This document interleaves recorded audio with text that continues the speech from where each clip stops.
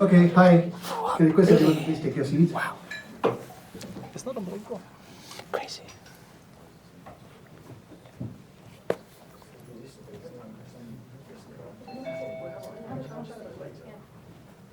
Can you sit here? Yes, all right.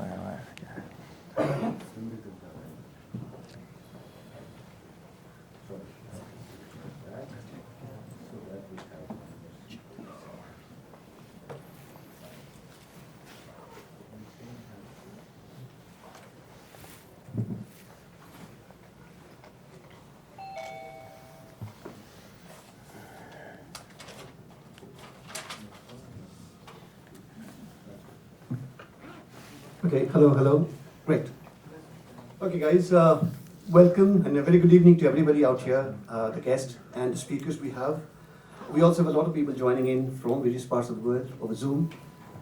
Just a small advice to all of us who are joining, all who are joining in Zoom, please keep yourself on mute. Great. So once again, welcome to the 5th episode of Tech Tuesdays UK. It's just been 5 months and a great journey so far.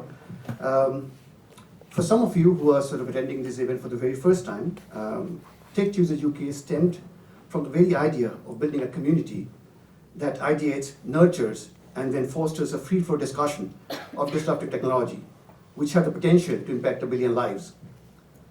As you know, that Tech Tuesdays UK is a monthly event which takes place on the first Tuesday of every month, where we spend about an hour and a half having conversations around technology.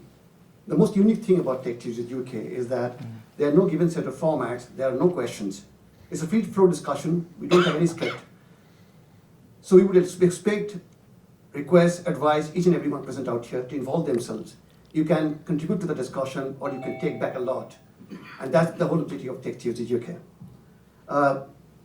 This event obviously wouldn't have been possible without our partner, KNL Gates. So I guess even though I don't see any of the representative of them out here, they for sure deserve a clap for records.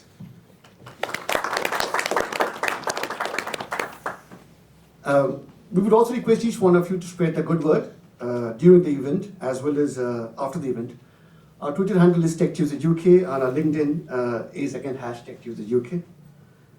As some of you would know, that we also have a video doc which is created, wherein we will invite some of you after the network or during the time of networking and drinks to share your thoughts in brief about Tech Tuesdays UK. These videos will get published across all our social touchpoints. Now, with regards to today's session, today we are going to discuss on health tech, and we've got some great speakers with us today.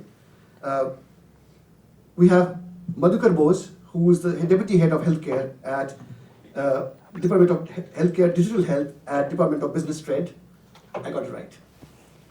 We have Hassan Chaudhary, who is the Communication Commercial Director at DataCan. And we have Roger Greer, who is the Associate Director at PLMR Health Comms. Can I request Madhu, Hassan, and Roger, please take your seat.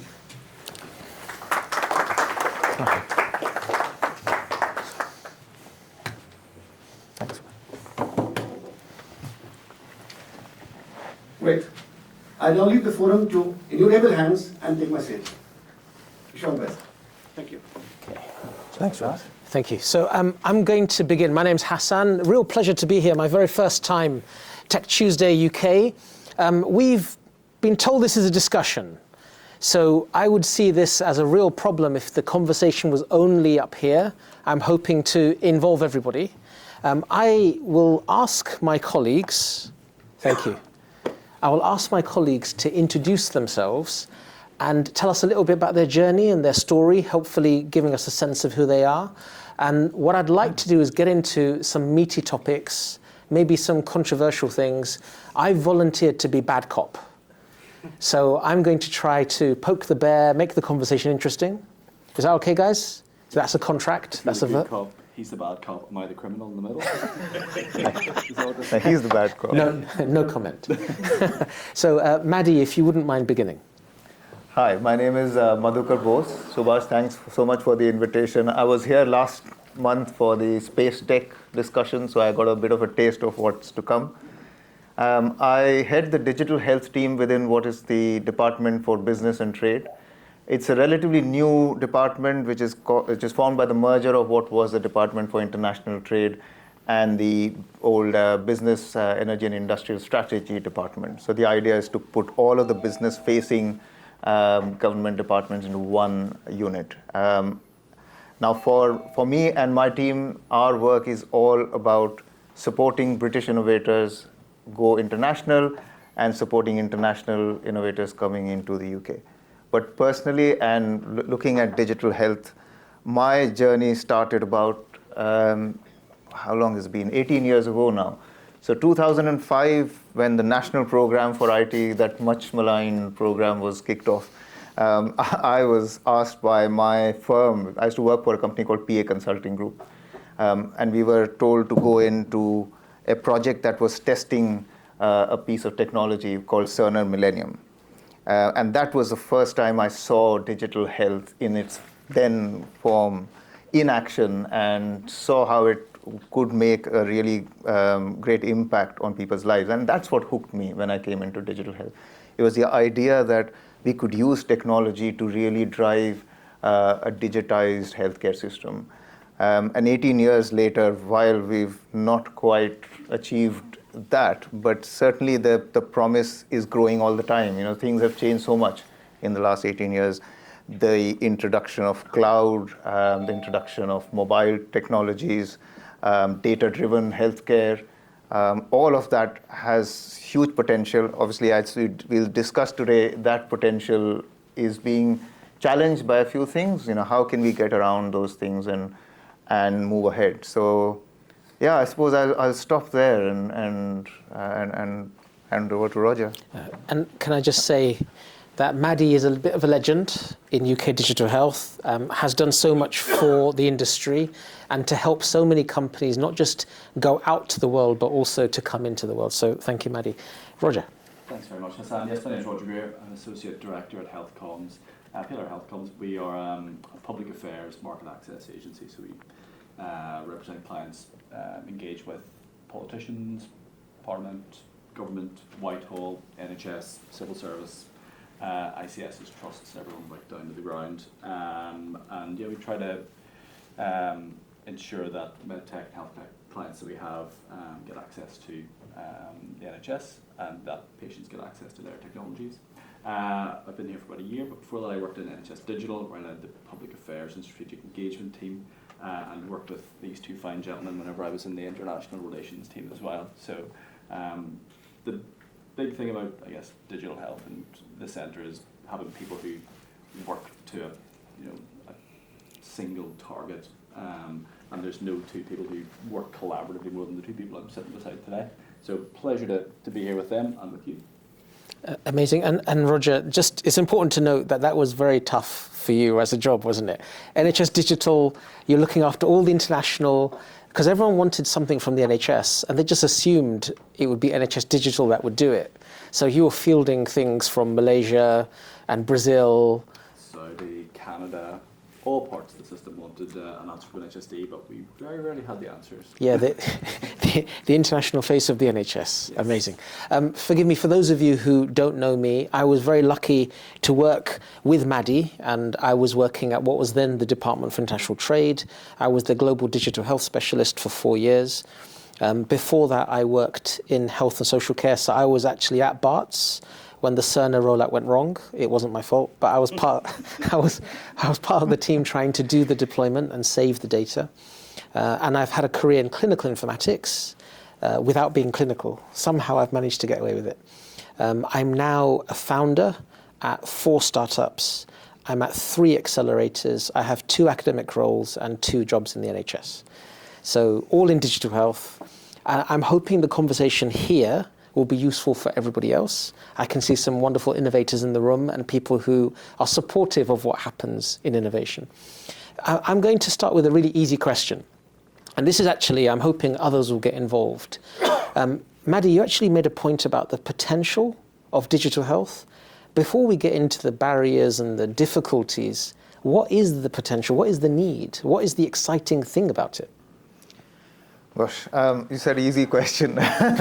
It's hard to frame a short answer to this, but I think the way I see it, and in my sort of dream world or vision, I feel that you have a healthcare service where I think the word digital by default is much used, but the way you access information, whether you're a patient or a clinician or an administrator, it just becomes seamless. When you need some information to do whatever you want to do, that information is available in a safe, of course, a safe and secure manner, but that you get it at the point in time you need it, at a place where you need it. And I think that's the potential where if you can break down all of the barriers and have that available, then you can realize the full potential of your productive society. I mean, that's to me the goal, right? So you have not only the people who are not well, but the people who are looking after their own health or trying to be proactive, manage your own health. How do you do that without information? So how can we have a digitized healthcare system or digitized society where all of that healthcare information is made available? And I mean, I'm summarizing it and simplifying it, but to me that's the potential, because the holy grail right now is not about curing people, it's how do we lead more healthy lives, how do we really go after that prevention agenda and manage people's health, either when they're well or at early stages of disease and conditions. So short answer, hopefully, but Thank you. to Thank me you so much. potential. Roger, any difference in how you explain it? Yeah, so we were talking before this and we were saying actually what is digital health, and actually it's huge, right? It's massive and it's probably too big to fit into one little thing. How it works is empowerment, I would say. So empowering the system to do the right thing, empowering clinicians to be able to help people, but empowering patients, as you say, it's not just about making people well again, but it's empowering people to think about preventative measures to be able to lead healthy lives, and maybe that's through an app, maybe that's through AI, being able to predict when people are going to get unwell and have interventions to fix that. But I would say empowerment. And even though I set the question, I'm going to have a go at answering it myself here. I don't disagree with anything that's been said, but I feel that there's this argument, and I've heard it many times, where people say we shouldn't call it digital health, we should just call it healthcare, or at least get to that point. Mm-hmm. And I remember arguing with people, and I've argued about this with lots of people all over the world, and initially everyone's very skeptical. How can you argue with what that is, right? So let me put it out and see if anyone disagrees with me. I think the use case in healthcare has been the same for hundreds of years. Somebody thinks they have a problem and they look for help. They might present to a physician. A physician will then have to consult. The consultation might lead to you referring them to somebody else, might lead to a prescription. But whether you're talking about the 1800s or today, those things are still the same, in pretty much the same order. So healthcare doesn't really change. What changes is that we've got new capability. We are now in the cloud. We're now mobile first. We're now used to the frictionless, seamless thing that Maddie was talking about, as well as Roger's point to empowering. We're supposed to empower a user, not leave them passive, sitting at the back, paternalistically telling them what to do, right? It's what Eric Topol called the inversion of healthcare. You can order a doctor consultation the way you order a pizza or a cab, right? Because of the smartphone. So I think digital health is understanding the capabilities that we have and then applying them onto the use case. And therefore it does have to exist as a separate thing, because only then would you look at the capabilities and try and bring them to healthcare. If we call the whole thing healthcare, then who would take the time and the trouble to look at the cloud, look at mobile first, look at QR codes, and think, how do we bring them towards healthcare to make the use case better? And the use case has to be more precise, faster, cheaper, safer, all of those adjectives and verbs that we like to use, right? No doubt. But I think there is a place when we're looking at the new capabilities. So someone was asking me about the new large language models, ChatGPT and Bard and so on. That's a new capability. So it's the role of digital health to think about how we bring them towards it. But it isn't the role of someone purely healthcare. Someone purely healthcare would use it once it's given to them. And that's what I think the potential of digital health really is. It's seeing what's there to bring it to the use of the nurse and the doctor and the physio and the audiologist and the radiographer, all of those people. And I don't think we're going to lose them anytime soon. So that's the potential. So please. My point first right away, NHS you're talking about is completely... Forgive me, could we give you a mic? Yeah, sure. And could we also ask you to tell us who you are? Hi, my name's Victor Hicks. We're from a preventive healthcare working on asthma.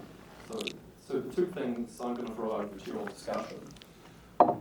First thing is the reality of NHS today. Forget digital. You can't get an appointment in your local GP practice. Okay, that's the reality of the life we live today. Okay. Secondly, if you go into your A&E department, you can't even get in your A&E department because there's so many people in there. So from a digital perspective, I don't think it's done anything to help the fact if your children present in an A&E, they can't even get the healthcare records of your child. So there's no digitisation of your healthcare records, there's no access to that. My point here is not, for me, as of course I'm focused much more on prevention, and the NHS isn't prevention, it's a reactive system. And the second thing is, of course, there's potential of digitisation, screening, I think. But my question to you, okay, how is it Babylon Health, which is a $1 billion turnover company, can't make a working business of digital health in the UK, has to go to Southeast Asia to make their business model work? It looks like Maddie. I mean, when you said I can't get an appointment with the GP, the first thing that popped into my head was Babylon, before you even came to Babylon, because that was what the Babylon model was trying to achieve.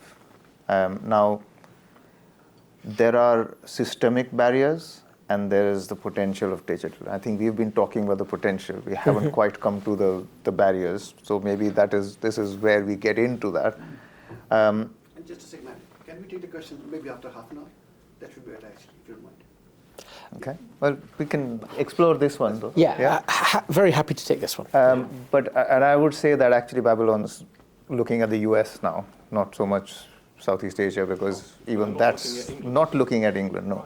And I think there you have a number of factors. When Babylon was first launched, there was a lot of resistance against it from the clinical community, because there was a sense of disruption, there was a sense of, how is this going to work kind of reaction. The reason it didn't then take on a bigger scale was not necessarily about one part of the system. And I don't know, Hassan, if you want to kind of go into any of those factors, but certainly I think there is still, if the system wants to commission it, a role for those kind of technologies to scale up. I mean, I'm from an international perspective. It's not an issue of the solution. It's an issue of how the system is scaling up and adopting technology. If I may, I think Maddie has to be very careful with a government hat. So potentially not able to speak as openly as he would on any other topic. But thank you so much for the answer, Roger.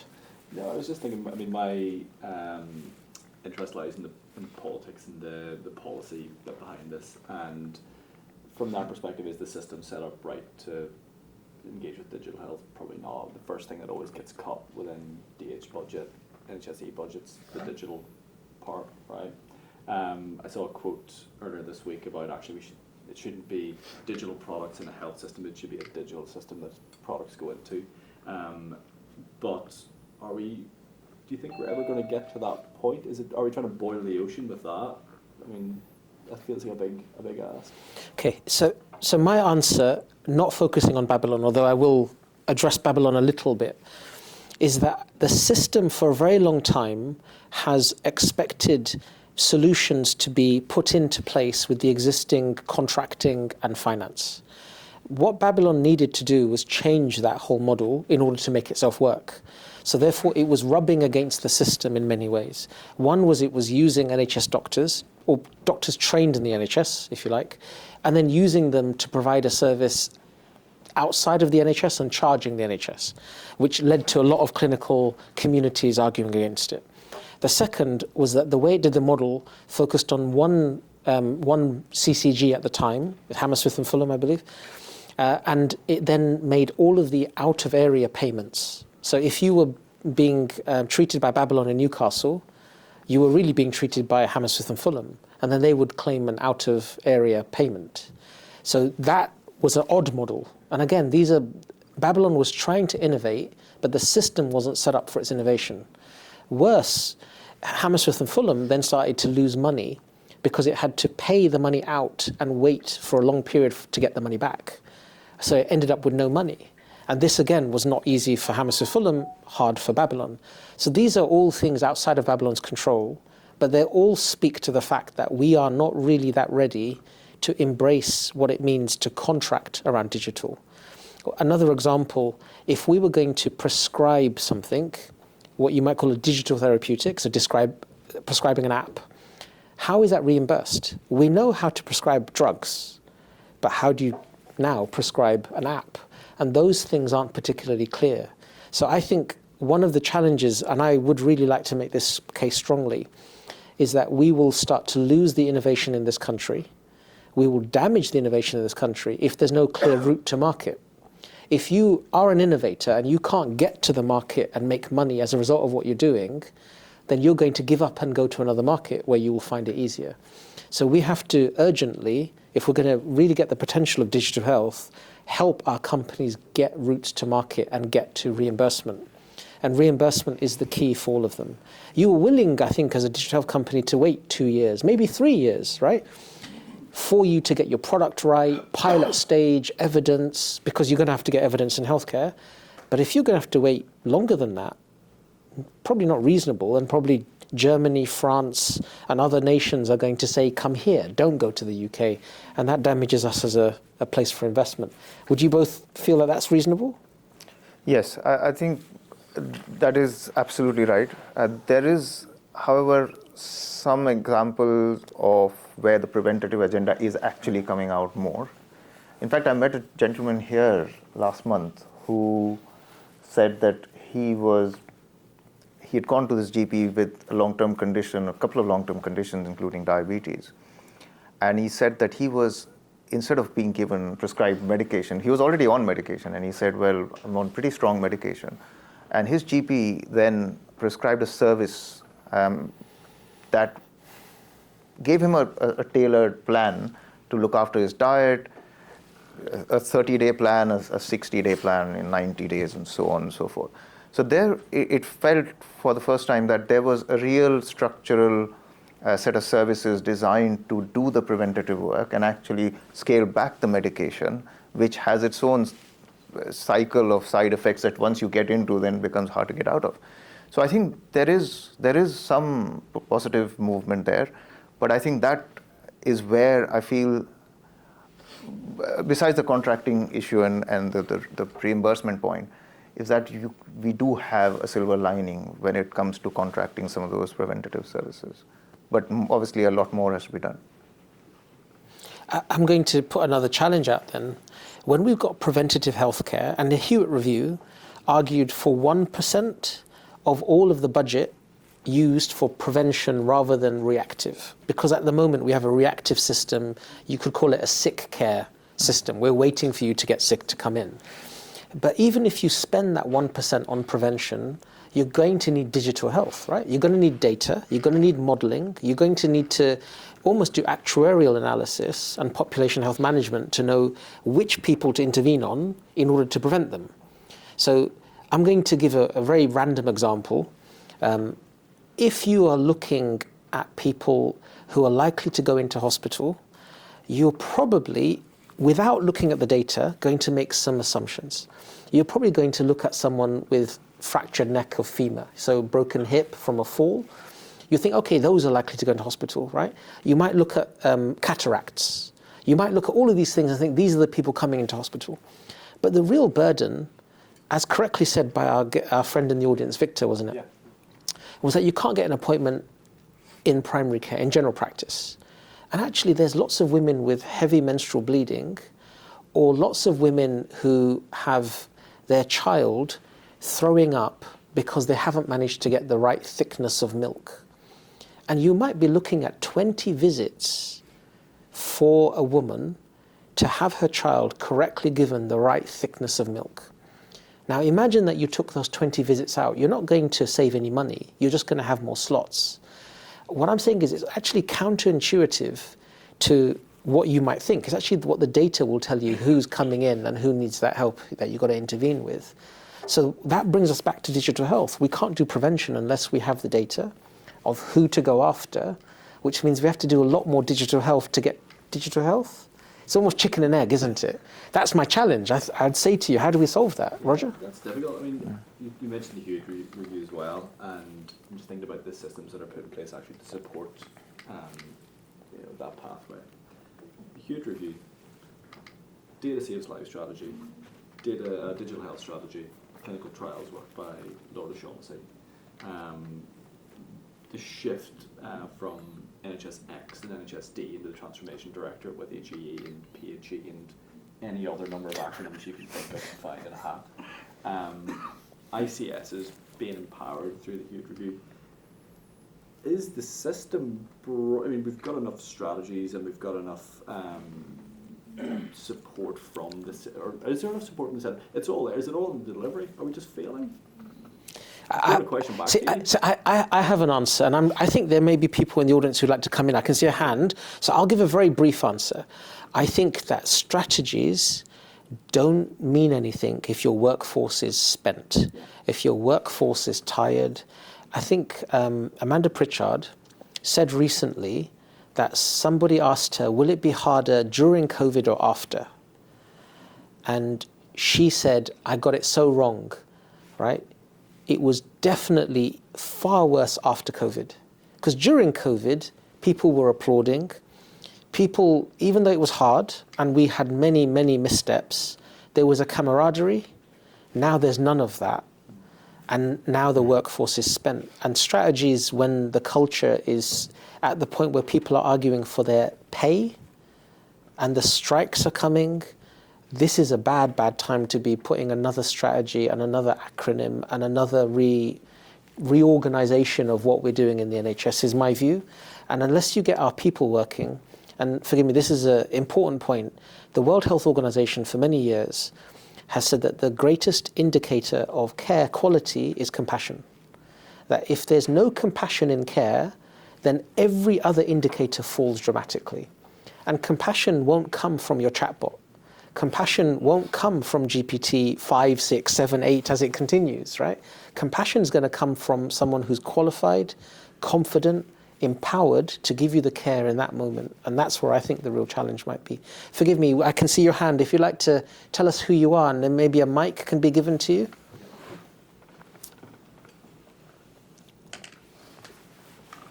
Pratap Tambe, Tata Consultancy Services. Listening to you, you said that the contracting and basically the payments is a constraint to to basically innovation, right? And many of the things that you said since kind of tie into that, because if you just imagine your digital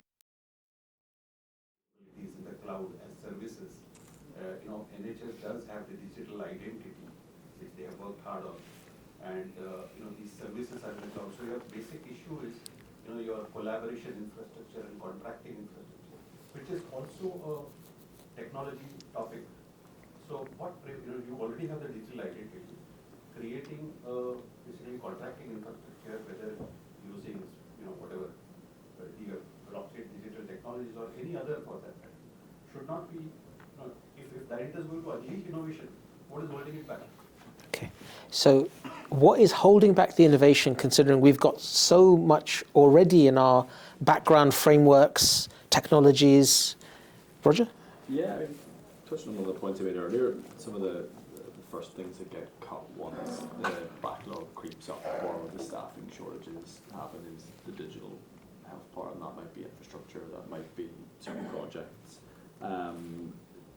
Does it get enough support from the centre in that regard? Probably not. There's always going to be pressures on the front line. Does it, I mean, I don't know, I was just thinking about what you're talking about. There's the big sort of infrastructure pieces, right? So forgive me, I would love to give an example, right? And this example might give you an idea of what I mean by the challenge. Okay, so there's a company and they're Danish, and what they've done is they've come into the UK and they've actually got onto the NHS Innovation Accelerator. So everyone acknowledges, they're called unique, everyone acknowledges that what they've got deserves to be accelerated because it's not easy to get onto the NHS Innovation Accelerator. So unique, the name EEG is on there, right?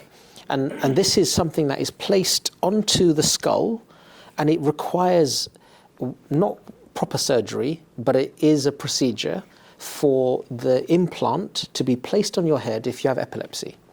And what it does long-term monitoring, and it enables us not to diagnose epilepsy, because you need a full head and you need to spend a whole day. But once you're diagnosed with epilepsy, you can use the implant to titrate your drug, to work out up or down, to work out whether you are having as many episodes. And most people, they self-report episodes when they haven't happened, and they fail to report when they have happened, because you're actually not a very good patient. When it got epilepsy, it's very hard to work out. So this is a long-term thing which helps us in the system look after the patient better, reduces the number of appointments they have, reduces the medication errors, saves money and time all the way down. There's a huge overlap between epilepsy and learning difficulties. So a lot of these patients need a lot of help, many of them young. How would you reimburse this? Now, the reason I ask that question is because who should Unique go to and say pay for it? Because in healthcare, not just digital health, but even more in digital health, the buyer, the user, and the beneficiary are all different. The one who buys it doesn't use it and doesn't benefit. The one who uses it doesn't benefit. The patient benefits, but the patient doesn't. They're not the one who does the technology usage, and they're not the one with the commissioning power. So all three of them are disconnected. So is it the hospital? Is it the epilepsy consultant? Why would the hospital pay for it? Because in the end, once they've delivered the care to the patient, the benefit is system-wide. So the hospital would say the system should pay. The system would say, well, we haven't seen any benefits from its usage. At which point the company would say, it's because you're not using it. If you don't allow us to get into the system, we can't give you the data to prove its use. We've done it in other countries. We need to do it here. So then the company that has this great innovation will invest in the UK, bring lots of jobs, has proven clinical, economic, human factors, all the evidence it needs, can't move. Every epilepsy consultant in the country says this is the innovation we need, every one of them. But no epilepsy consultant has a budget to spend on it. When I talk about the reimbursement and the contracting, I'm not talking about something like digital identity. I'm saying that there are real problems in very small niche areas where we need that technology, need the innovation, but no one has the power to make it happen because we're not set up for it. See, when you look from the outside in and you say, well, this is very obvious, why is it not being done?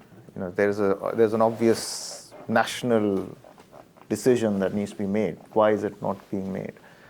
You have to look a little bit further back in time to see why does the balance between central decision making and local decision making. There have been different approaches tried in a spectrum along that, where you have on one hand a completely centralized decision making model, on the other hand a completely federated decision making model. Where you've tried in the national program for IT that I mentioned was a very sort of centralized model that took a lot of centralized decisions and a lot of things went wrong. So there's been since then a recognition that actually how much of that decision making has to be devolved and needs to be devolved. And I think we're still trying to work that balance out. I mean, we are now going down what we call the ICS model, where you are trying to federate that decision making, but not so fragment it that it becomes impossible to achieve any kind of scale because it's just broken into a million pieces. So you're trying to then consolidate those pieces so that the decision making happens at a relatively less fragmented level.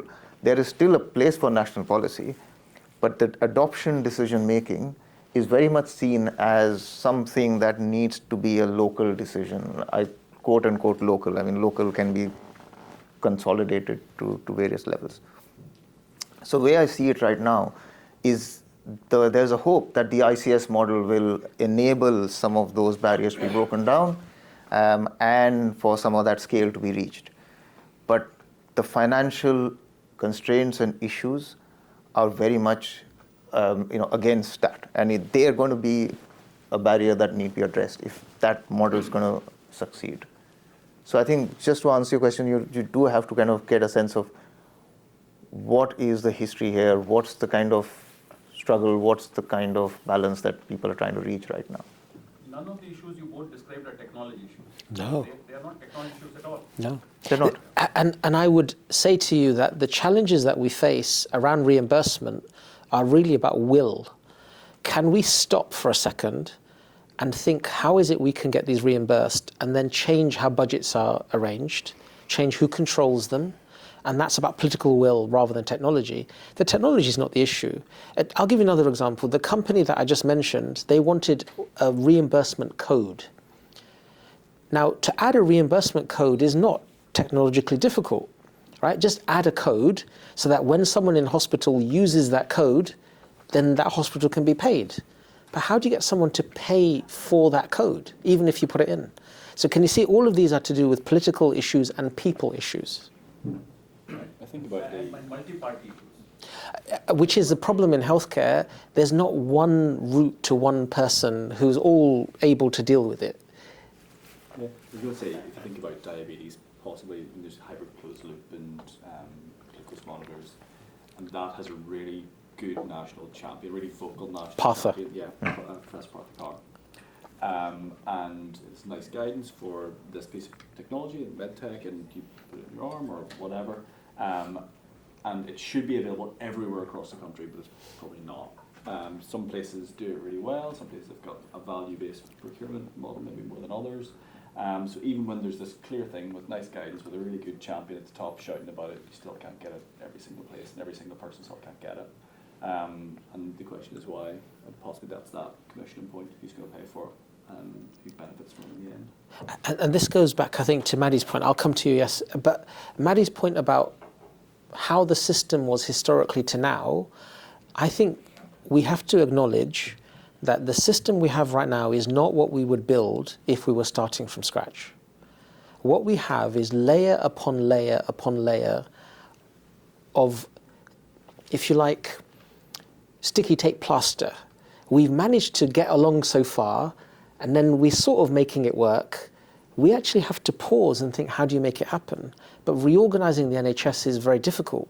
So to go back to the point, again, that Maddie made about having fragmentation, when we had clinical commissioning groups, CCGs, we had 220 odd at one point, and they were too small to do anything.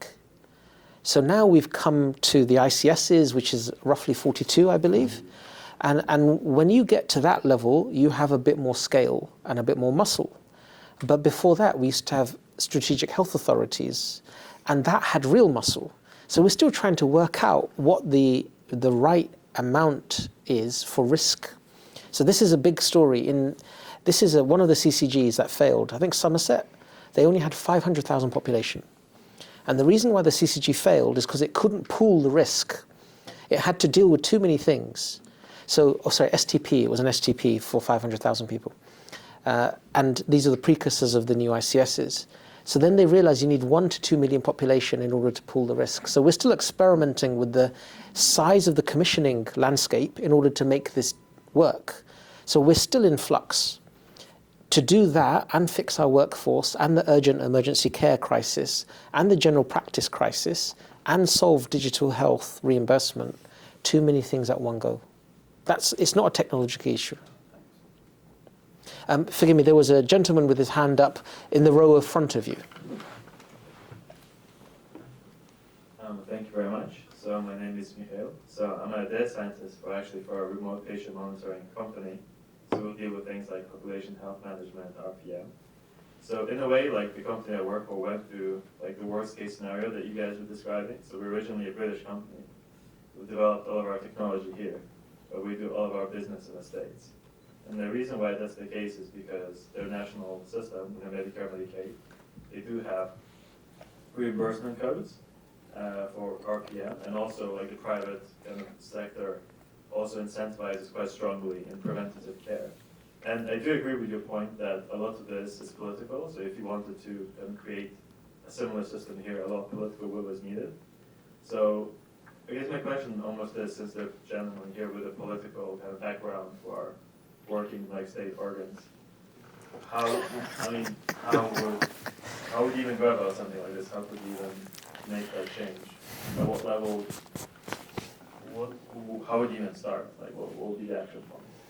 Yeah, that's tough, I guess. We've had, 4 years, three secretaries of state, 3 governments, Wow, 3 PMs. yes. How many PMs? 4 secretaries of states for health. And finding stability within that to change the way of reimbursing health tech is probably not going to be top of the priority list. Current Secretary of State came in for his second stint as Secretary of State for Health and immediately had strikes, backlog, finance, inflation, to name 4 massive crises that anyone would have to deal with. That's not going to be anywhere near the top of his list. It takes a long term to try to change something like that. And again, with people knocking down constituency doors for MPs, the things that they're going to want to care about is being seen by a GP, like Victor said. If you can't get an appointment, that's the main thing that happens.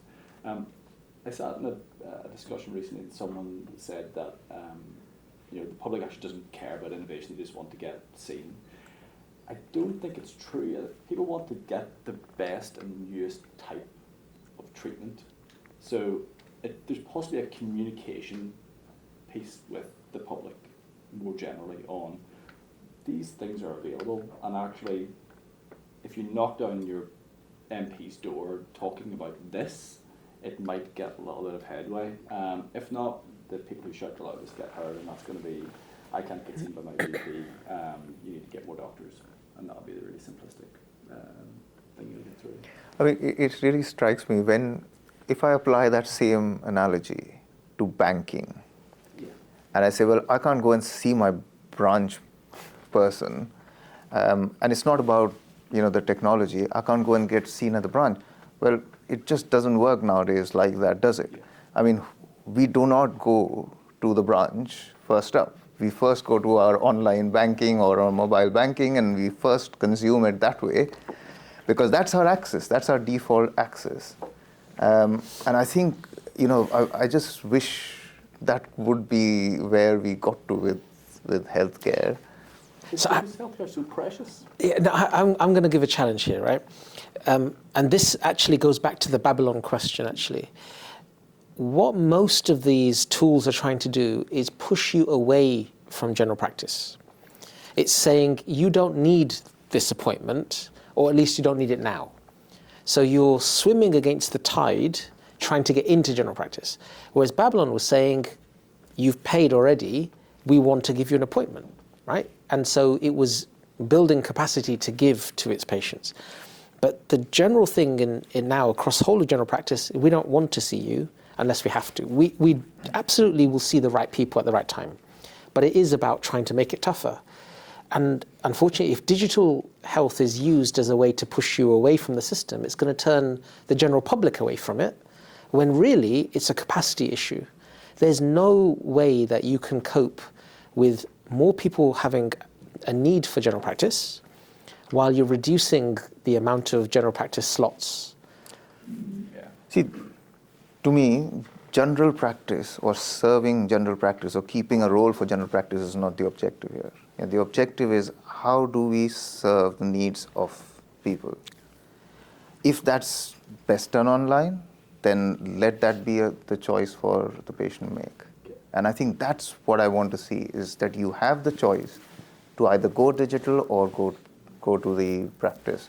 And over time, if we allow people the choice, then that will play itself out the way it's played out in other places. This is what I think anyway. But the point is, this is not a free market. The NHS, the health system, is not a free market. So the question of choice is limited here. Roger. There's someone trying to sort of ask a question from University of Edinburgh. Daniel, can you hear me? From the University of Edinburgh. May I ask a brief question? Yeah, go ahead. Go for it. Hi there, yes. So we have a number of different focus areas. Digital health is a very important one, and we're leading in partnerships with industry on this. And I was just curious to hear from the panelists their thoughts on the role of universities in driving digital health adoption and development. So the role of universities in driving digital health adoption. I would like to take that question, but if I could allow Roger to make a comment on the specific point before we go to that question, if that's all right. Thanks, Hassan. Yeah, it was just on that point about actually choice and digital option. Just before COVID, whenever I was working in NHS Digital, there was a little thing with about 500,000 users, if that, called the NHS app. Right, and 500,000 users, we were told, right, you have to get this up to 1 million in the next year. We've got zero budget, but here, good luck, it'll be good fun. I know what's coming. But then COVID comes, and this, you have to have it to get anywhere. You have to have it to get the COVID pass, and 23 million, 30 million people have it now, or something like that. But actually, there's lots of stuff on it that you can use that make it worthwhile outside of just the COVID pass. Repeat prescriptions, access to GPs if they're linked in with your GP practice. So there's a thing there, but even when it was given for free and it had all this stuff on it, maybe it was a failure of communication from the NHS, shock. But 500,000 users had it. It took something Catastrophic COVID to fix it, yeah. to make people get this thing. Sorry, the question on universities. Forgive me, there was a question in the audience. Was that on this topic? It was. Well, I guess it's kind of just a general question as well around the inclusion on what you're talking about, because obviously there's a big population of people that are digitally excluded. So we're going to give you a mic, and we're going to ask you your name, please. Sorry, Vivek from WEMA. We work a lot with informal carers and working carers, which is kind of, I guess, why this question's coming in. So the question to what you were mentioning earlier around driving people to using more digital, but then actually how that takes into account the digitally excluded. And if you look at general populations, I even do it with my grandparents, for example, when you're trying to book them GP appointments, or your example of the digital banking, they have no idea what to do. And actually that's when there's issues around fraudulent activities, other kind of scams can come into play, and then other issues around the inclusion generally of that population becomes very difficult. I think there's still probably about 15 years until that population passes and the generation underneath come in with that technology mindset for everything they have to do. But I think we're still in a position where it's not quite there yet. So kind of what do you think about that? See, I think there are definite lessons that we've learned from those other industries. You mentioned some of those challenges that people face and the generational issue there. And I think we have to, when we start on this journey, and I don't think the answer is to not do it. Yeah. It's the question of how do you address those inequalities? How do you address those challenges? And I think you will have to bear that in mind when you're designing a system. And I think it's one of those things where you have to build that into your design, your implementation design. You have to take a lot of effort for relatively small populations because they're the ones that get left out. And I think that investment in making sure that exclusion is minimized has to be part of your implementation design. That's the only thing I can say. I think the challenge with that is they're also essentially the most costly generation because they're the ones requiring the most healthcare. So when they're getting left out and a lot of onus is being put on the families to take care of these individuals, it's not always the case that they have a family or they have people willing to do that either. So I think my view is that it's a communication issue, and actually there needs to be more in terms of giving advice and support and communication to those individuals that need that help. So I'm going to be bad cop. First of all, the health system, not just in this country but globally, is full of inequalities, not just digital, real inequalities. So why is it that a black mother is 4 times more likely, I think it was, to die in childbirth in this country? Why?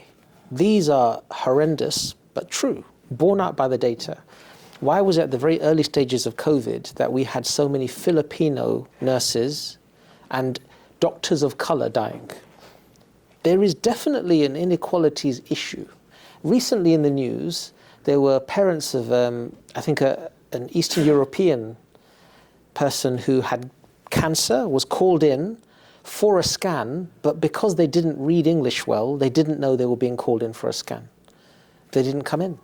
Recently, there was an Arabic-speaking family who were given medication only in English. They misread it, and the child was harmed. So we have inequalities all through the system. The digital inequalities element, while important, is minuscule, genuinely minuscule on that frame.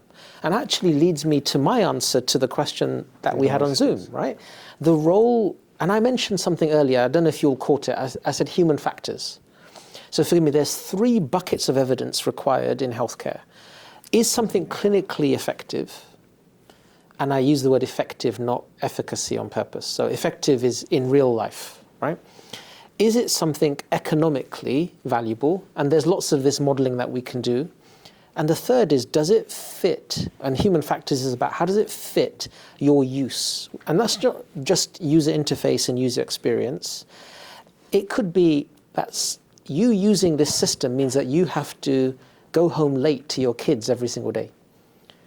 That system might be a better system. It might be more precise, but it doesn't meet the human factors, and then people aren't going to use it. So for us to be able to get digital health working, we have to make sure it's right clinically, right economically, but right human factors. And that's where there's a real space for our colleagues in academia. Actually, at Imperial, we have the NIHR, London In Vitro Diagnostics Centre, and they are a hub that does this work, health economics research, but part of the research is human factors. And when you go to them, they've got specific human factors modeling. They've got people who are there to make sure, they interview people, they work out how do you run your process. If I insert a new step in the process, what happens to the other part of the process? If I insert more work for you here, do I reduce work there? Do I make it better for you? So a system, I'm not going to mention the name, has won contracts all over the country and not been switched on. And it was for enabling people to get general practice appointments. It's because it puts all the work on the receptionists. And the receptionists don't like it, so they don't use it. The GPs like it because it was built by GPs. Receptionists hate it because it puts all the work on them. Human factors. So forgive me, that was my answer to both points. I did a 2-for-1 there. But then, a question to you then. I mean, if you look at the human factors element, I'm guessing here, you will not have a design that will meet human factors for every segment of the population. So there is at some point you're going to have to decide. Trade-offs.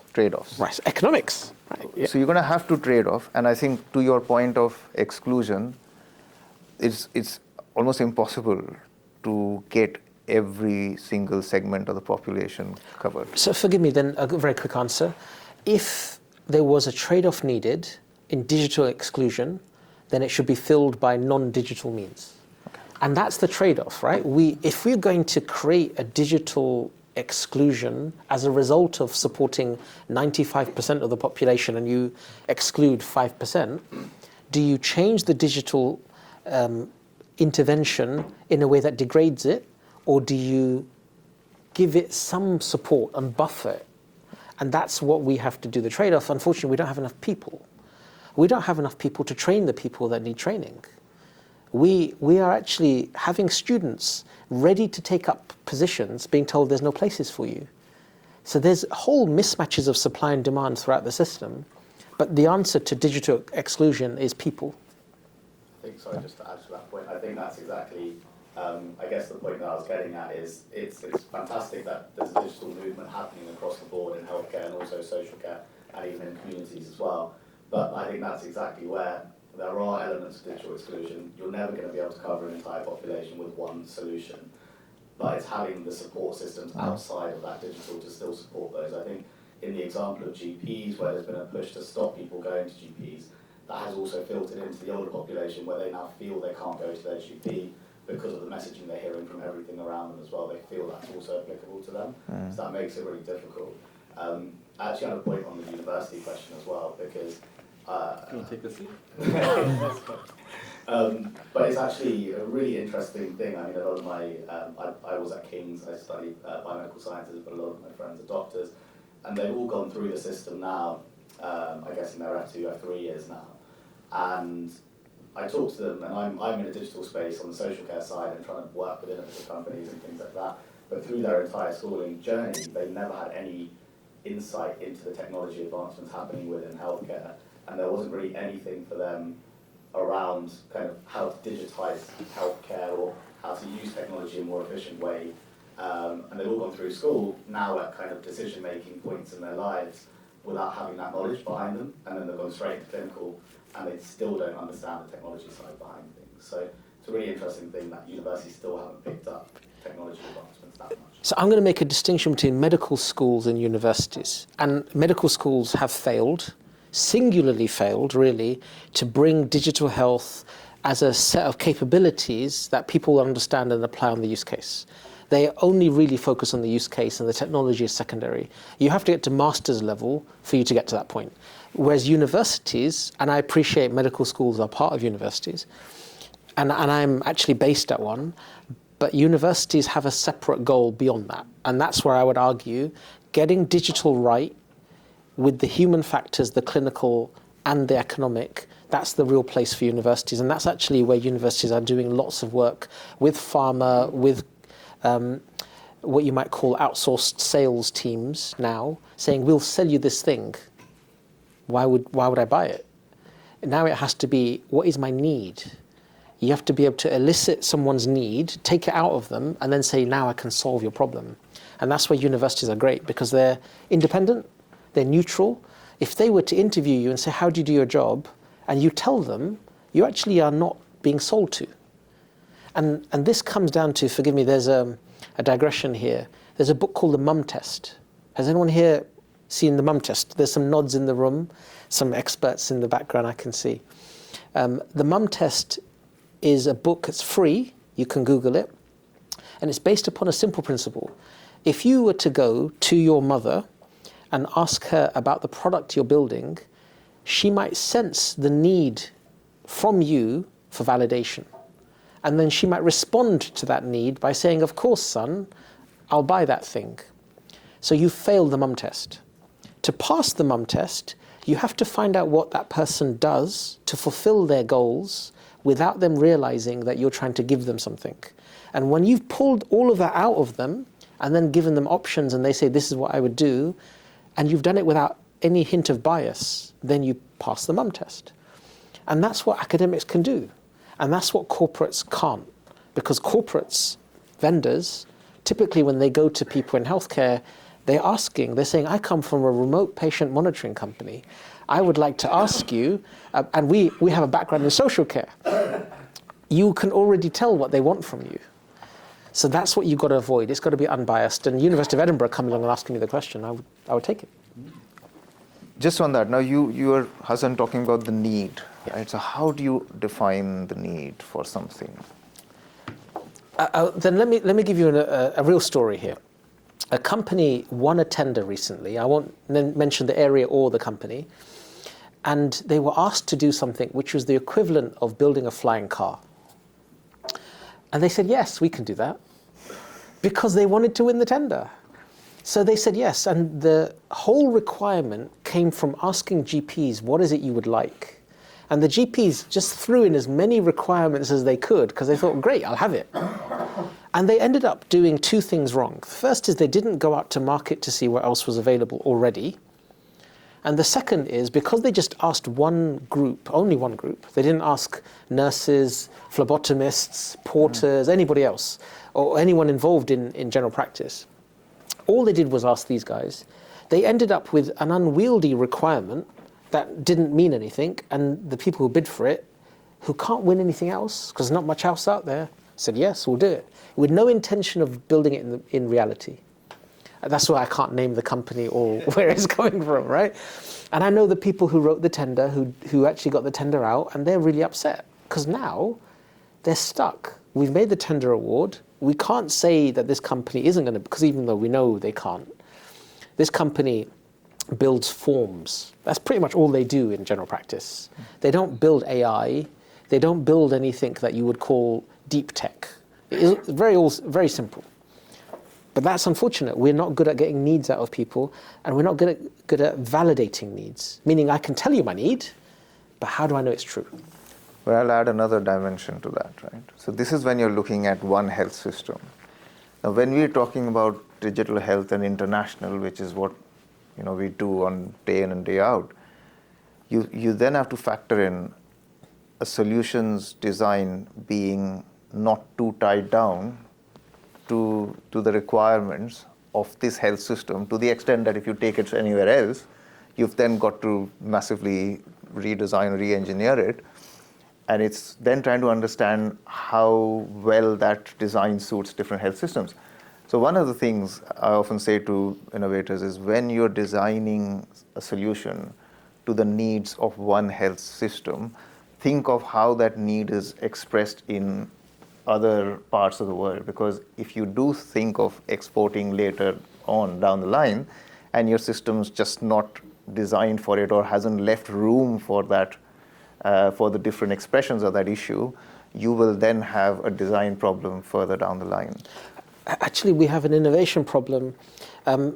In general practice, in the UK, there are two large companies, EMIS and TPP System 1, and they dominate the market in terms of market share.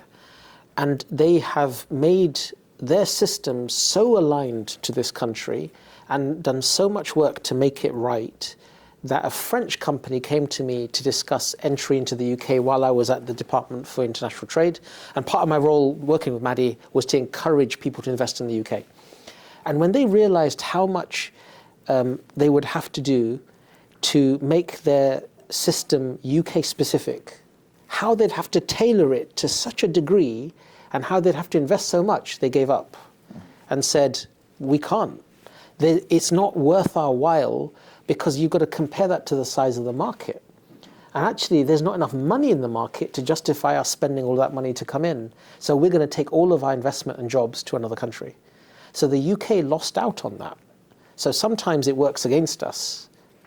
I mean, I have to say, though, that TPP, to their credit, is doing a lot of international work. So we do have a good example of something that was built for the UK, but is now scaling up in different markets. So I've probably balanced that inward investment issue with the fact that you can actually export it successfully.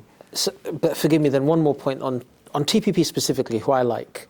TPP are going out to markets that are more greenfield, who, because they've over-engineered the product for this market, it's tougher for them to unpick it. But if they go to the Caribbean, there's not so much of a problem for them to take the entire system, and actually it's a benefit they're taking the UK. But there's a good lesson in there that when you look at the markets for export, don't think of just one set of markets, yes, which is where most people go. If you talk about exports and you ask typical digital health company, where do you want to go?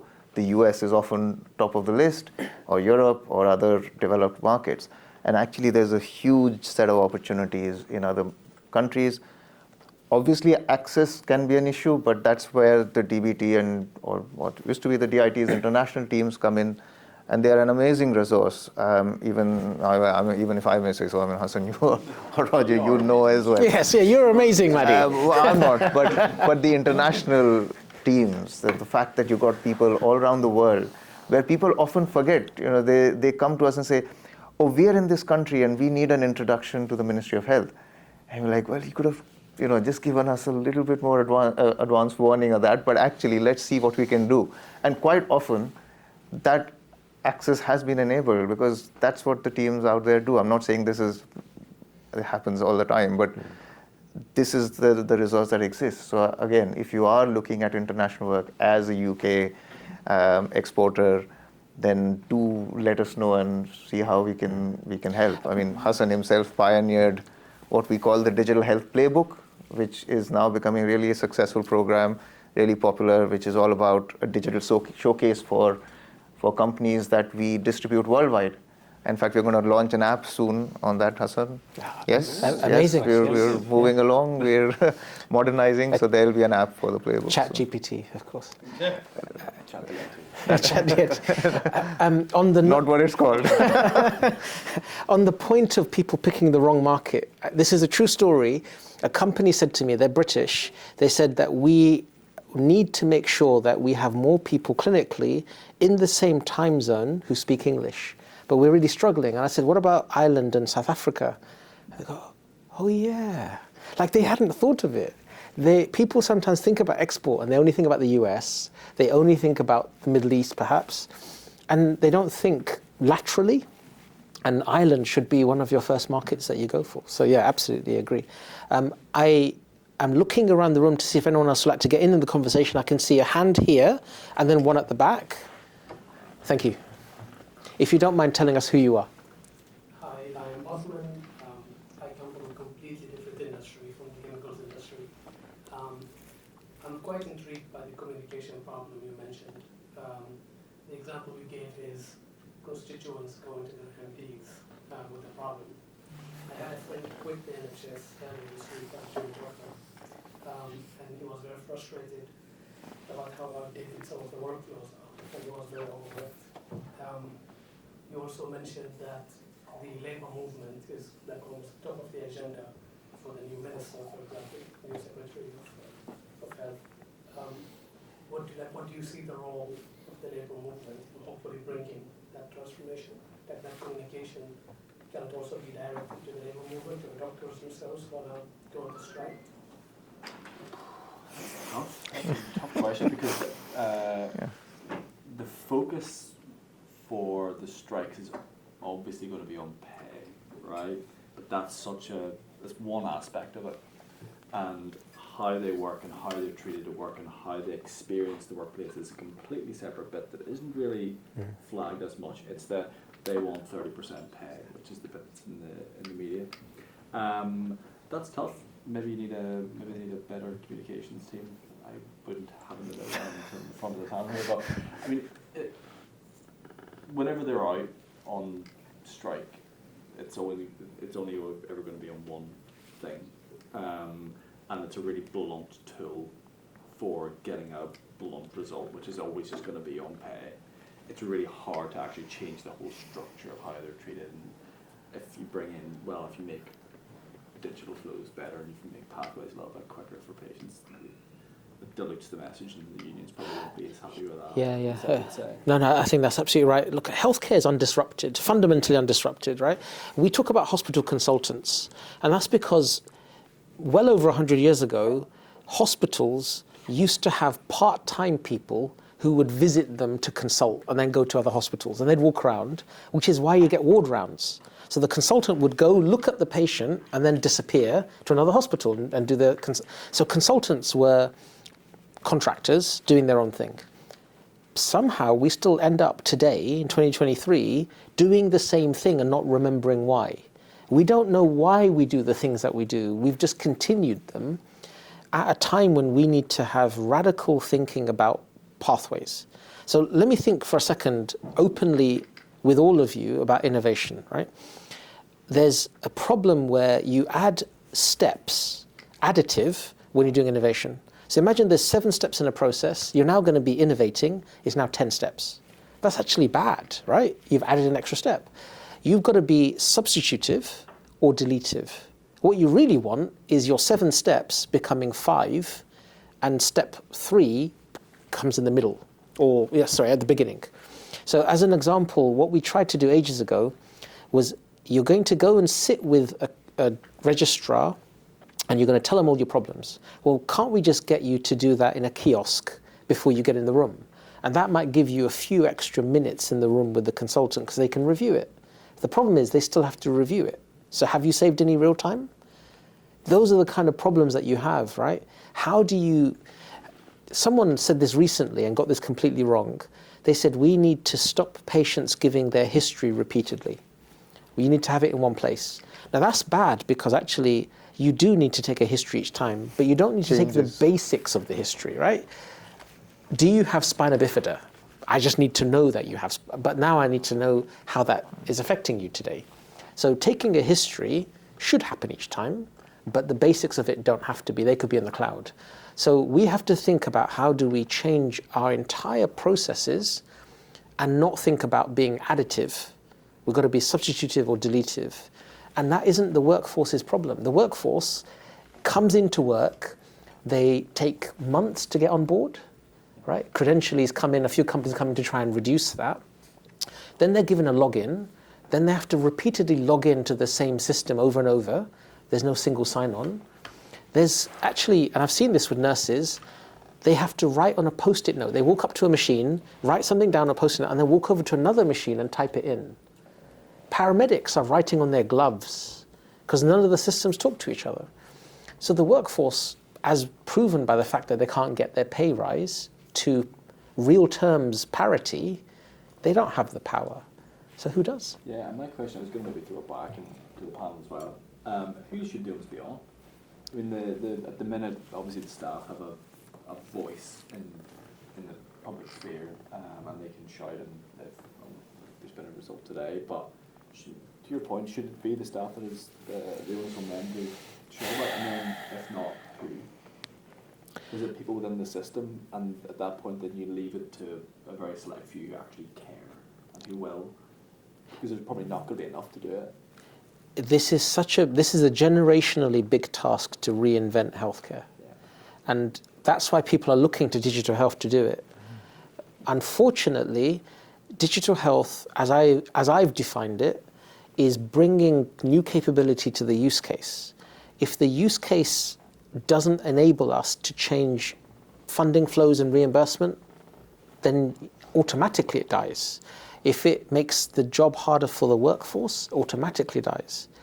So if you have to go through hoops to get your technology and write a business case, and at the end of it, you don't get the technology, and then when it gets deployed, there's no training budget. Imagine that you bring in a big technology and then no one gets trained. These are the kind of things that we're finding. These are all death by 1,000 cuts is what we're seeing in digital health. So I can see a question at the back and then one there. If you wouldn't remind us who you are again, please. I wanted to respond to that question on Zoom. I see, the digital health, we can accomplish the outcomes of digital health if we solve some problems which in a sense are not about technology, right? That's what we concluded to be. So these problems, I've spent 8 years in ecosystem for 8 years in different ecosystem solutions, and I can identify with the problem that you are talking about. Solving these problems, which are independent of technology, but are about adoption, it's about business cases, is about change management, and so on, are things that basically will facilitate not only digital health, but it's about that is probably something in which academics need to really contribute, because I think we know we have huge amount of technologies, but our ability to deliver the value of those technologies to the people who can benefit by that is not is independent, or is not dependent on technology factors. Some of the human factors that you spoke about, but multi-party factors is what I would like to classify them, because that's where basically there isn't enough knowledge base on that. And same thing goes for the local versus the global, local versus local decision, local flexibility versus global standardization. So there basically that the templates and so on are not there. I'm not aware of adequate academic literature. Maybe I'm not well read, but I think that is an area for universities to focus. Then a quick response on your first point. Universities have got the academic literature on change and digital transformation. The problem isn't that the literature's not there and the knowledge isn't there. The problem is, how do you get clinical digital leaders to get buy-in through the whole teams so that you can move transformation? And there are 3 levels, right? Digitization, which is taking information and making it digital. digitalization, which is the processes becoming digital, then transformation, which is the entire enterprise aligning around the technologies.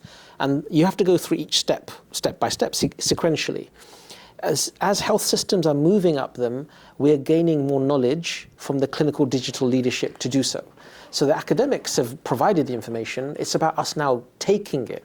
And that's not been easy. So we're, for example, Guy's and St Thomas' and King's, and actually also the Brompton, have had this huge program called Apollo, which is a Epic deployment. Epic is the electronic patient record.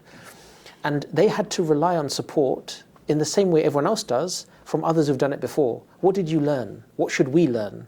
So there is a lot of knowledge sharing. It's not even academic. It's just what practical skills have you gained? When Great Ormond Street did its Epic deployment, it learnt from the UCLH guys just over the road, and then they helped others.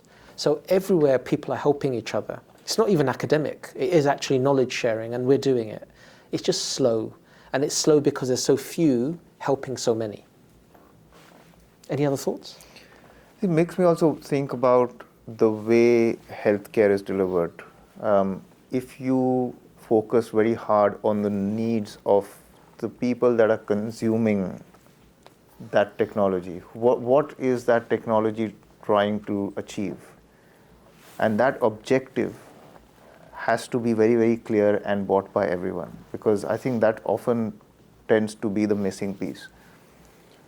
If you're very invested in the fact that adopting this technology will have a real impact on either a clinical community or a patient community, then aligning people behind that is relatively easy. But if you treat it as a technology adoption exercise for the sake of adoption, then you are not going to achieve it. So you first have to get that objective and aim very clear, and then do all of the things you mentioned, like change management, and it sounds very obvious, right? Get people on board, but it doesn't happen. Because you have often one part of the system that's driving it, the other parts are opposed to it almost on principle because one part is driving it. Sometimes it is literally like that. But there's so many examples of where that hasn't happened. And I think it does come down to a system issue of some sort. This is back to my point about choice. If I had the choice to go for one part of the health system which gave me the set of services that I wanted, I would go there, and that choice would drive the system to behave in a certain way. And I think that sometimes I feel that if we had a true choice, then the system would automatically orient itself in a way that suited my needs as a patient or as a clinician. So we have a hand up over there, but I just wanted to ask a question, if you don't mind. When you say choice, do you see that the UK is going to get to that point? Or do you think that that's another country is going to do that? Is it going to be the Middle East, for example, who are greenfield and they don't have legacy, they don't have the historical debt and the system in the way?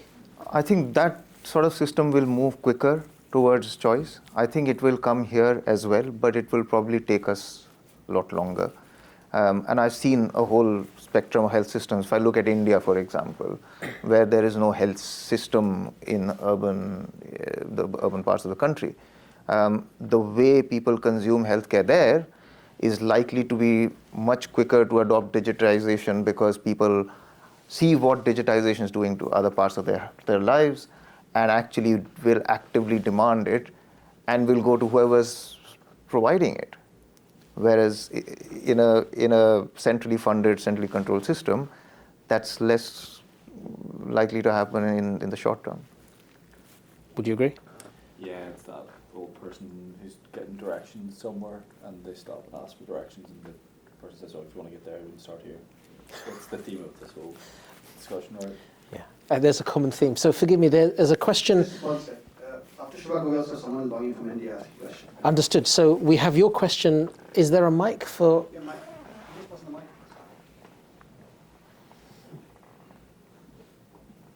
Hi, Shubhanga here. Professionally, I am an investor and also advise on technology products. So I'm also not from a health industry. I'm a banker by profession historically.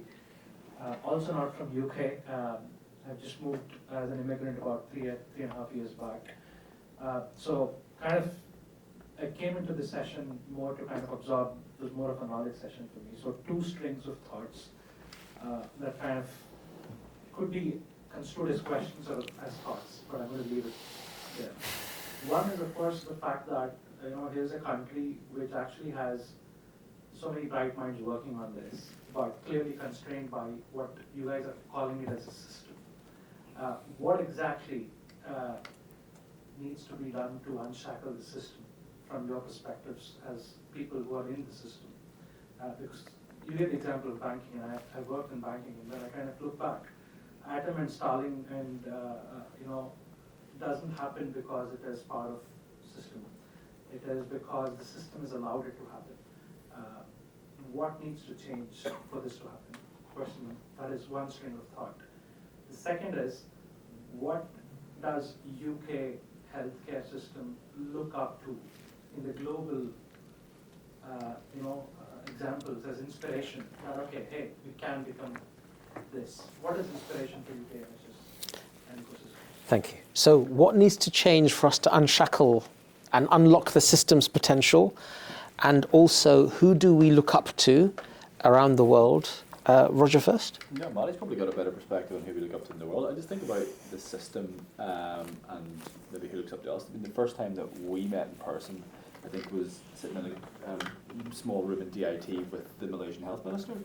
And part of your job then, part of probably your job now is holding up the UK as an exemplar of the health system. But there are so many things that could change with it, and I don't know what fixes it in one thing. I'm going to come in on what the... we have to be careful. Maddie has to be very careful not to say anything controversial. Working for the government. Yeah. Working for the government. But I can say controversial things. We've been unshackled. Yeah. You clearly haven't worked for the government. Hence, I'm having the luxury of asking you why. Yes.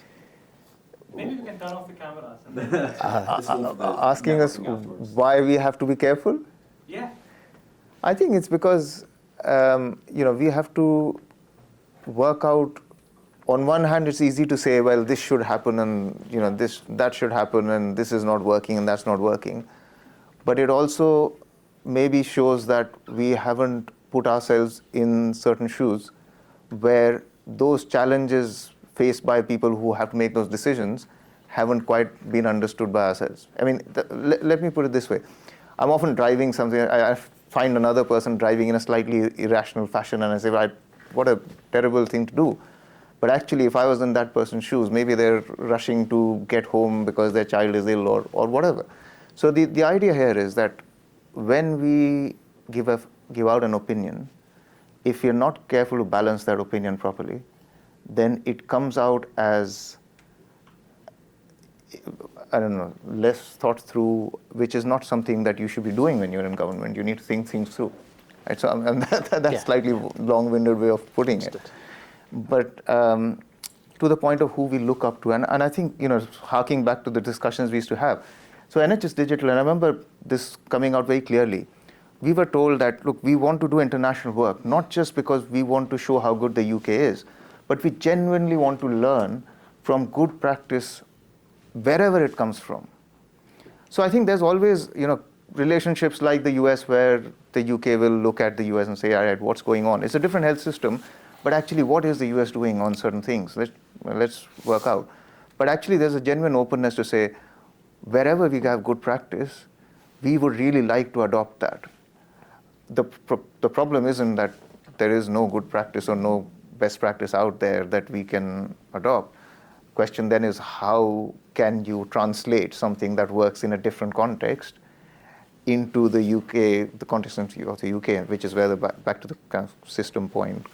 And how do you solve the problem? Because we keep mentioning the system, decoupling and unlocking the system. All of those. And I don't know, Hassan, you want to go with the unshackling? I have a controversial answer. So first of all, healthcare is party political. So a new Secretary of State or a new government will come in and say, we're going to do this. You actually have to protect healthcare from that. And healthcare needs a vision that is going to be long-term, that doesn't have the party political issues in it. And that's the reason why I immediately caveated what Maddie was going to say, because Maddie's not able to say anything party political in any way, shape or form, but I can now. So we have to remove it, and it shouldn't be a Labour issue or a Conservative issue or a Lib Dem or a Green issue. Healthcare is something that should be outside of that. Unfortunately, that's not how it works in the UK. And when you do remove it from that, then you can take on the Royal Colleges and say, the way you've been doing things, great, but we need to change. And that means you're taking on interest groups, and that means you need to have the authority and the power and the leverage and the budget to do so. And at the moment, if you were Secretary of State for Healthcare and you knew what to do and you couldn't get the budget, you can blame the Treasurer, you can blame them, you can say, it's not me, I can't do it. We all know what's going on. That's where I think we need to make a change. On the issue of who we look up to, the half-joking answer is we look up to American money. So whenever you have groups of NHS CIOs going out to the States, what they see is, wow, this is amazing. But what we really look up to, if I was going to give you a quick laundry list, Israelis, when it comes to the culture of innovation, yeah, they are very good. And if you take your innovation to the country, they'll copy it quickly. Finns, very good in general practice, and I think general primary care, although the Israelis are very good too. Catalonia, so particularly that part of Spain, doing very well on their connection of data across their region. I think we definitely look up to how parts of China have leapfrogged and just gone straight to the cloud and mobile and saying, this is how you're going to get access to your doctors. Ping An. So those things are very good. Frugal innovation, Uganda, Rwanda, and a few other places, doing very well with very little money. Actually, you can't not be impressed by Dubai and some of the hospitals that are there, even though you've got the Mayo and the clinic, Cleveland Clinic out there. They've done very well on their own. Fakir University Hospital was very impressive. So there's lots of things out there that you can look up to, but they're bits of systems. They're not whole. When I look at the UK and I think of Innovate UK, and I think of our culture of innovation and our desire to be the science superpower, I'm proud of it. I understand why we're weak and slow on clinical trials. We need to be quicker. But there's lots of good things about this country. And we have a depth of key opinion leaders that is unmatched. I work in cancer. So when you want to do something in a particular specialty, you come to the UK and you throw a stone and you hit 3 of them, right? We're lucky. You walk around Cambridge and Oxford and Imperial and UCL and you'll see we have clinical depth, academic depth. There's lots to be proud of. But we are in danger of throwing away our advantage. Again, something that cannot be said by my colleague to my left. Do you reckon there are sufficient forums that is encouraging this sort of discussion? Because the moment you cannot talk about it, then it will not get talked about, ideas don't generate. So are there sufficient forums? Two answers from me. The first is this is quite a rare opportunity to just come and speak, and credit to the team here. They've done a great job, Tech Tuesdays. But I don't think the forum is what you need. What you need is to have the opinion given to someone with leverage. So right now, Lord James O'Shaughnessy is asking, what should we do about clinical trials? So James needs to be here, listening to a conversation about clinical trial improvement.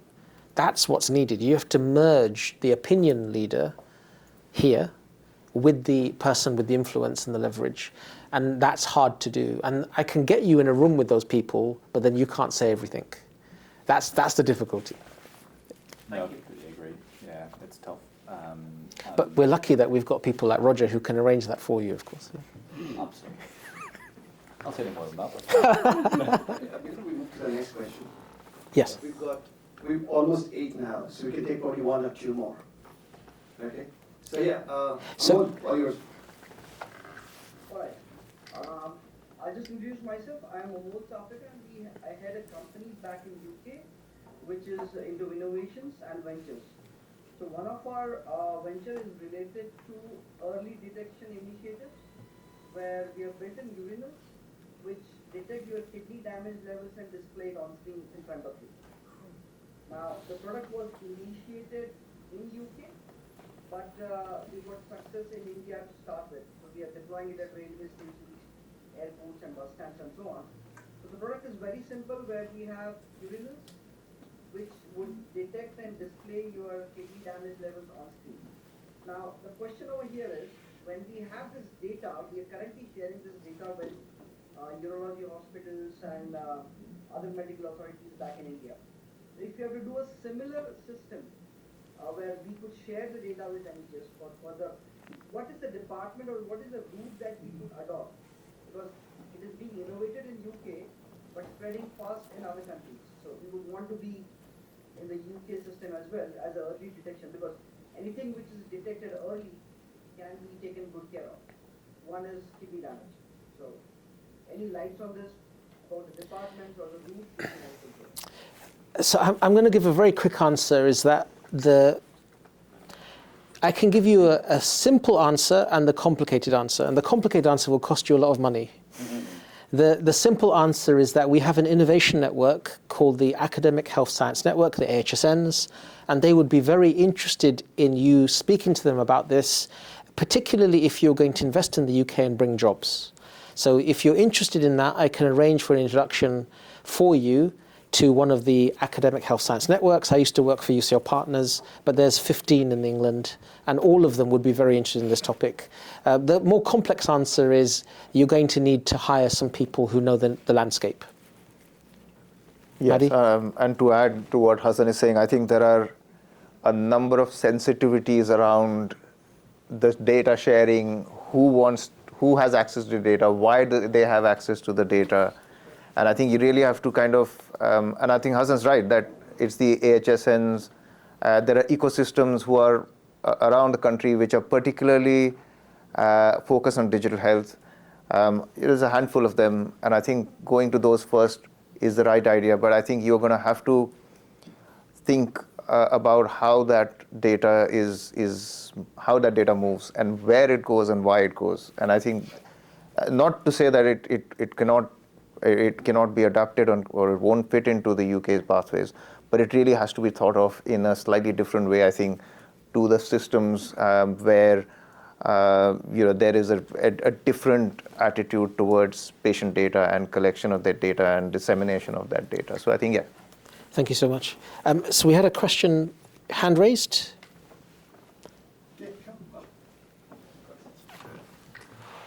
Hi, great conversation. James Lomas from Bloom Health, CTO. I've had the great privilege of working with a lot of NHS staff on the Clinical Entrepreneur Programme and Mentor. And I've worked with a lot of clinicians or people outside of healthcare on the EY Foundation as a mentor as well. And to your point, we have a huge amount of talented and intelligent people in the country from both a healthcare perspective and also in the software engineering community, which I'm part of.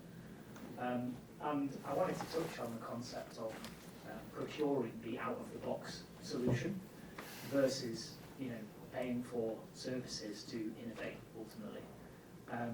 We've gone through a few procurement processes within the NHS, of which we have a few live products ourselves within the NHS. One of them is on the NIA at the moment. But we still come across this regularly, where the NHS might go for the easy option of looking to procure in something existing, which is not really solving the problem, where actually the more cost-effective option might be to create something custom, innovate, bespoke. So I just wanted to get your thoughts on that, where that opinion might have manifested from and how we might be able to change it. Thanks, James. Before you answer. Any other question? We'll take two. Yeah, sure. Go ahead. Just pass the mic.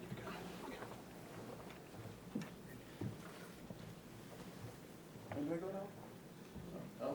My name is Ben. I'm a CTO as well.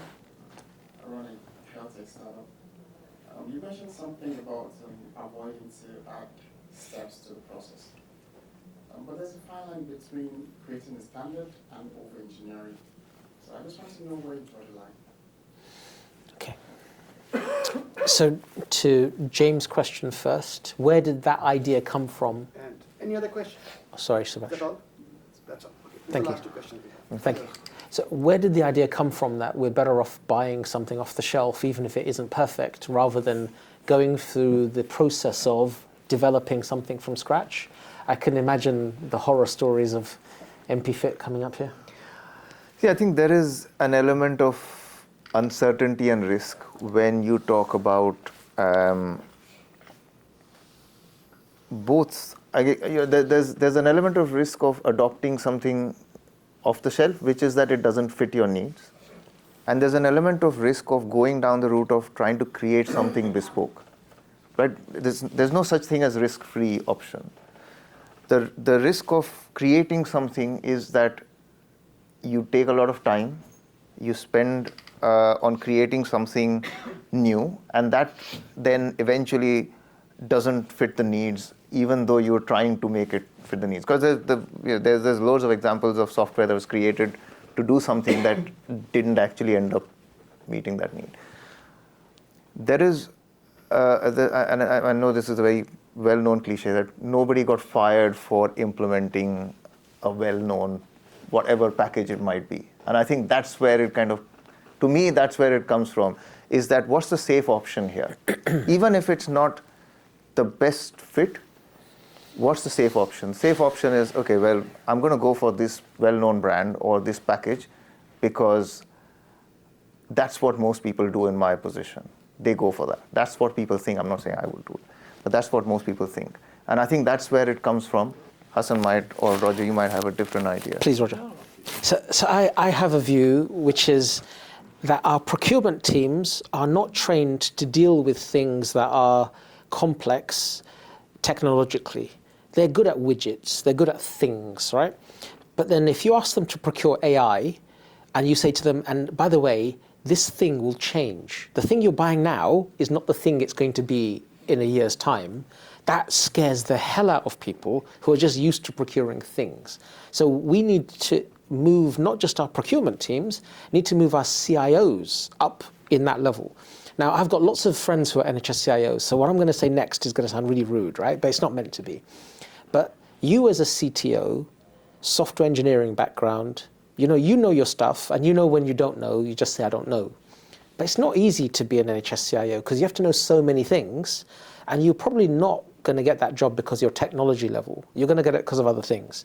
So you're probably talking to somebody most of the time who doesn't understand the tech the way you do, and they're not confident that their team around them is going to be able to embrace a buy, build, partner strategy. They're just going to go off the shelf, and they're going to make do. And so one of the things, the trends I'm seeing in the NHS is we just want one provider. We don't want lots of different things because we don't know how to manage them.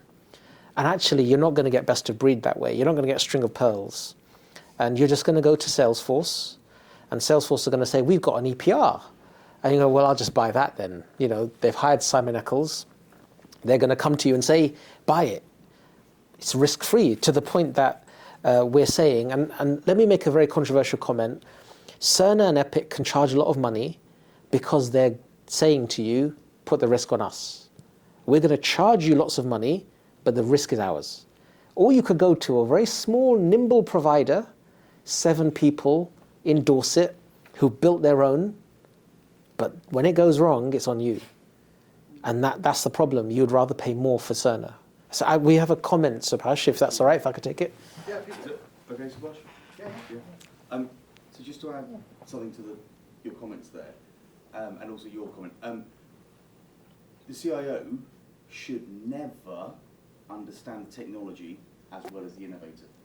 The only person who should understand the technology as well as the innovator is the innovator. Because if someone else understands that technology idea as good as you, it's not innovative. And that is a problem a lot of people get stuck with when trying to communicate what they're trying to do. Making an assumption can be really damaging to, right, oh, they must understand this because they're working in this area. Again, if you aren't the absolute best expert in the world, then unfortunately you're not working on a really innovative idea because someone else can come up with that. So we didn't get you for the camera, that's all. Sorry. Yeah. Hi, my name's Simon Yarwood. I'm from Innovate UK KTN. So again, I help innovators all the time, and often the thing is, oh, this person didn't understand it. Well, they're not going to. You need to make it so they can understand it, but the CIO will never understand it. And also, if you're staying for a cup of Coke later. I'll talk to you about other procurement methods the NHS can use where they can work with you on that innovation. There are products that Innovate UK have that allow them not to just buy off the market, but not to go for complete from the ground up 10 years to build it. So I can talk to you about that later. Thank you so much, Simon. We have another question that we haven't responded to yet. Yeah, and there's a lady who's actually, it's my fault, I should have taken the questions earlier. Okay, so any other responses on this before we go to the question that was asked about over-engineering the process? How do we know the balance? I'll give a very quick answer from myself. Imagine a patient goes in with something on their nose.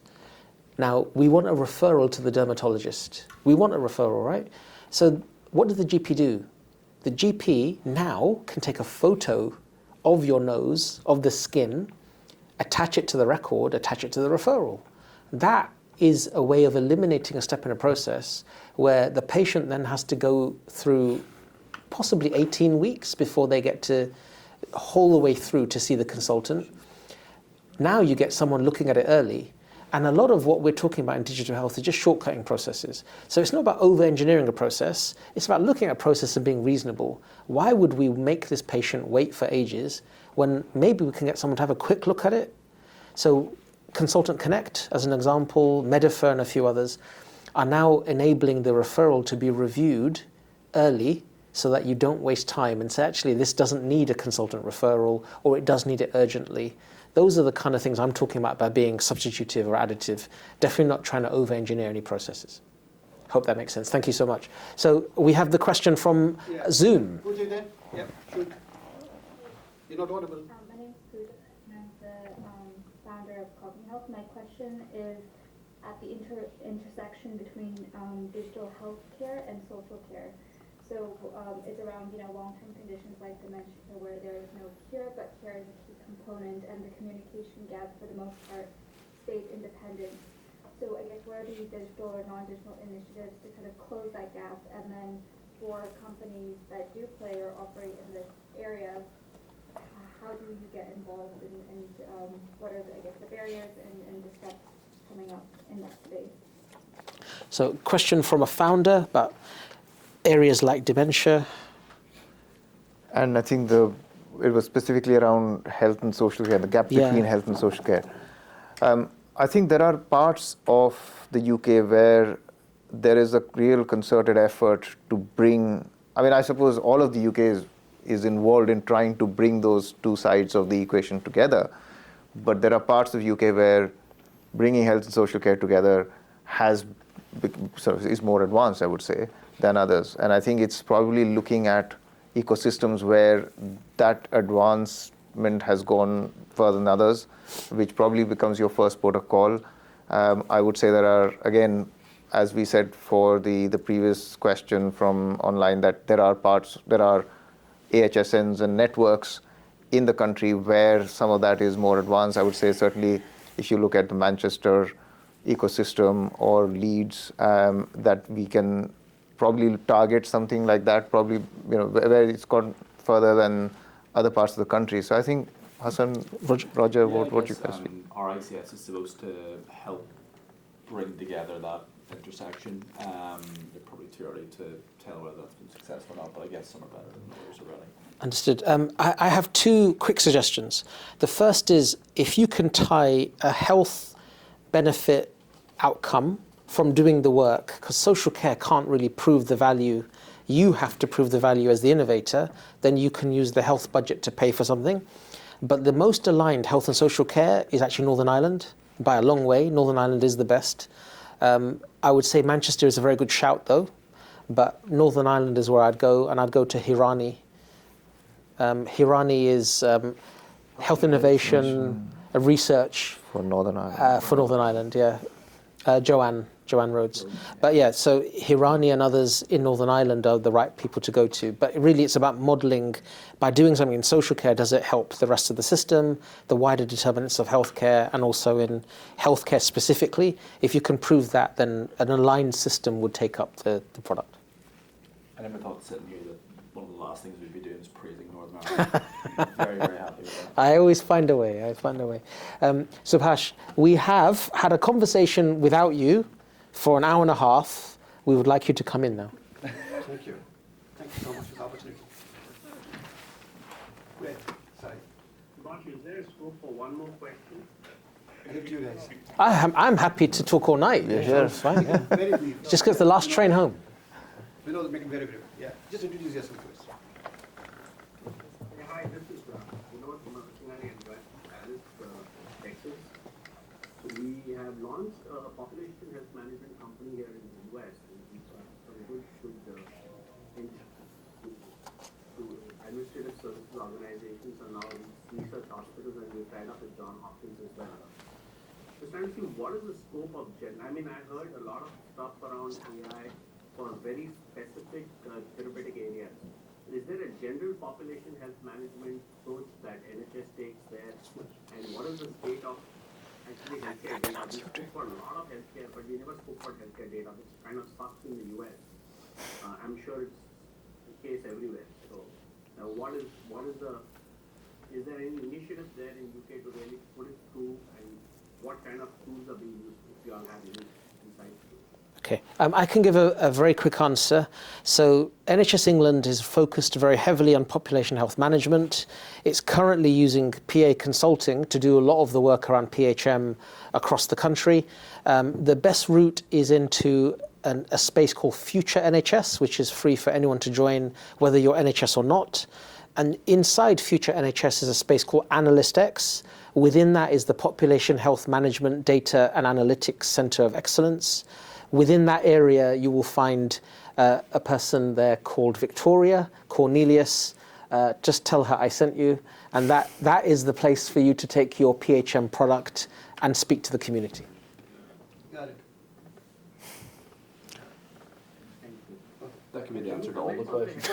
Hassan just said I said. Okay, Doc. Thanks. Great. That brings us to the end of HealthTech session, the 5th episode of Tech Tuesdays. This is the 5th one, and I must put this on record. This is probably by far the most engaging one. We so far, I think, as my count, had it close to 25 questions, if I'm not mistaken. I'll refer to the recording and get more about it. But that's one thing of it.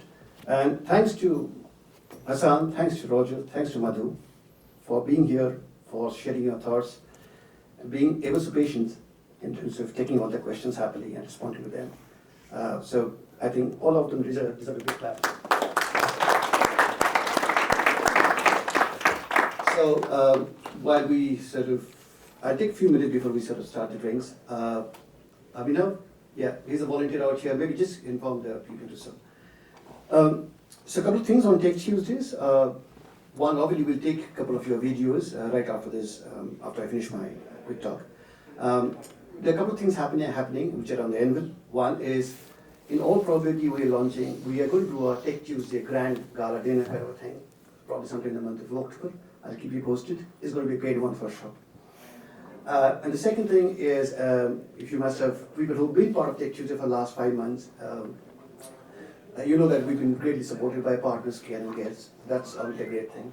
But starting next month, we going to go commercial. We're going to have a bit of tap-in charge for anyone who wants to come in. That's purely in terms of our sustaining ourselves. So that's one thing. And the third thing is the next Tuesday, Tech Tuesday, happening on the 6th of June, wherein we are, the topic for the evening on that is clean tech and sustainability. So if you are interested, if you know people who will be interested, please share this information and please have them register using the link. And you can always free to reach out to me and you can share the link as well. That's pretty much what it is. And once again, great thanks to each one of you for staying so late and to the speakers. I think it's been a fabulous evening and very engaging one for sure. So thanks. Bye-bye. Thank you. Roger, well done. Thanks, Madhu. Oh, thank you. Thanks. Maddie, well done. Thank you. Well done. Thanks, Hassan. Thank you. You will get it. Yeah. We have a photo opportunity. Oh, Yes. Maddie, well done. Thank you. No, not at all. Over here. We got our mics on still. Abhi, this is the background, I think guess. this I'm is guessing. us, so we have to be on the other side. Yeah, how's my hair? Sorry? No, I just think the guys over there. Oh yeah, so like hair on one side. You want one? You want to take this one? Balance this out. Age and beauty, right? Yes. Already, you must not remember. We are also in the list of I'm afraid I'm bringing you down. Thank you. Thank you.